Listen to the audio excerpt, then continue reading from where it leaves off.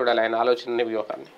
ఆయన వ్యూహం ఒక్కటే, ఆయన అసెంబ్లీలోకి అడుగుపెట్టడం అంతేనా? అంతకు తప్పించి మిగతాదంతా కూడా కేవలం భ్రమ కల్పించడం మాత్రమే.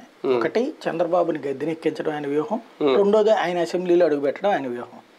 ఇందుకోసం తన క్యాడర్ మనోభావాల్ని త్యాగం చేస్తున్నారు, కాపు సామాజిక వర్గం మనోభావాల్ని ఆయన త్యాగం చేస్తున్నారు. అంతకు మించి ఇందులో మరే వ్యూహం లేదు. వ్యూహం ఏంటంటే జగన్ని గద్దె దించడం వ్యూహం, జగన్ని గద్దెనెక్కనివ్వకుండా ఉండటం 2014లో వ్యూహం, 2019లో వ్యూహం, 2024లో ఆయన గద్దె దించడం వ్యూహం. ఆయన వ్యూహం ఏంటంటే జగన్ అనేటువంటి వ్యక్తి, జగన్ చుట్టూనే ఆయన వ్యూహం ఉంటుంది తప్పించి ఆయన గురించి ఆయనకు వ్యూహం ఉండదు, ఆయన నమ్ముకున్న వాళ్ళ గురించి ఆయనకు వ్యూహం ఉండదు, ఆయనకి సంబంధించినటువంటి సామాజిక వర్గం గురించి ఆయనకు వ్యూహం ఉండదు.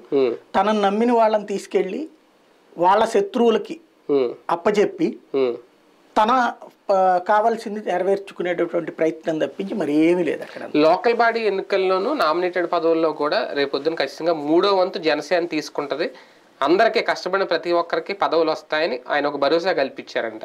ఏంటి దాని ఉద్దేశం? అంటే బేసిక్గా ఒకటి